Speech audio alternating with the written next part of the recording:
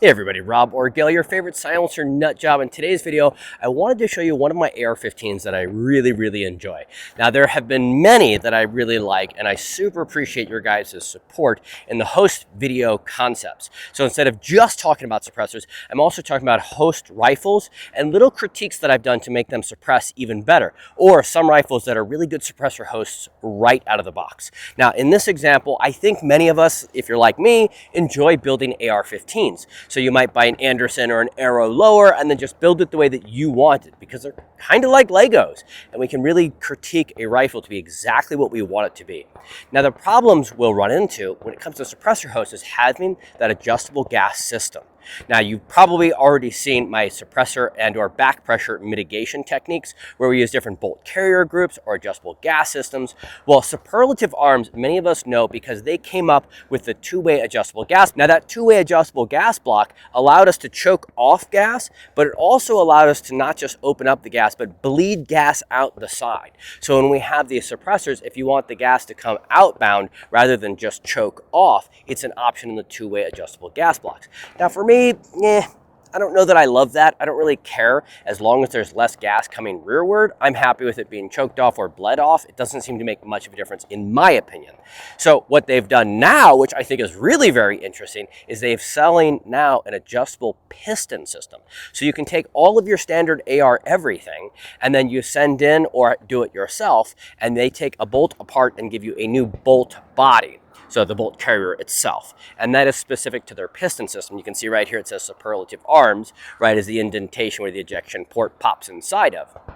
Also, it replaces, of course, the gas system up ahead, and it gives you a short stroke piston area where it's driving that rod rearward on your gun. Now, there are many piston rifles already in existence. However, there are a few that offer you the aftermarket option.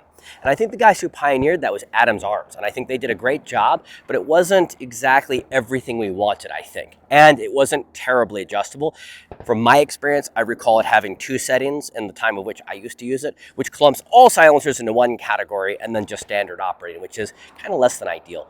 This gives us that adjustable gas block where we can run that long Allen key, find exactly how much gas we want. So we're not just getting a piston system, we're getting a highly tunable piston system. So we can pair it specifically to your suppressor and your use case and keep it a clean operating piston system. So I really dig, as one of my favorite for aftermarket back pressure mitigation systems, is the Superlative Arms piston system. All right, let's run a mag through it. Today we're using the standard everyday favorite of mine, and that's the 55 grain PMC X-Tac ammunition. On the end here, I've got the Exigent Defense, and this is their Street Goblin. This is their like even newer critique Street Goblin. These are the first rounds I'm putting through it as well. Let's see how she fares. It recoils so incredibly soft because I tuned that gas just right. And you see it's ejecting like to that perfect 5 o'clock, 4:30 position. And it's just, I mean, I'm gonna not lean on this gun so you can see how much this gun moves when fired. I mean, it's so soft shooting that it barely needs a person behind it to shoot it because we can tune it. And not just are we tuning it for the right amount of gas, we're running super clean because it's piston. So I'll run like a quick 5 so you can just see the lack of gas is coming rearward. Zero gas.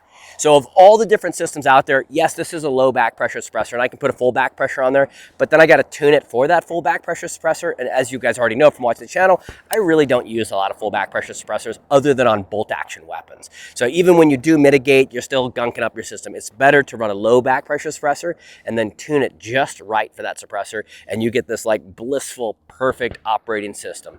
Guys, if you like this content, if you're enjoying learning about suppressors as much as I'm enjoying learning about suppressors, please do me a favor, hit that like, comment, subscribe. It really does go a long way for the channel. I really appreciate your support. Stay safe, and as always, see you in the comments.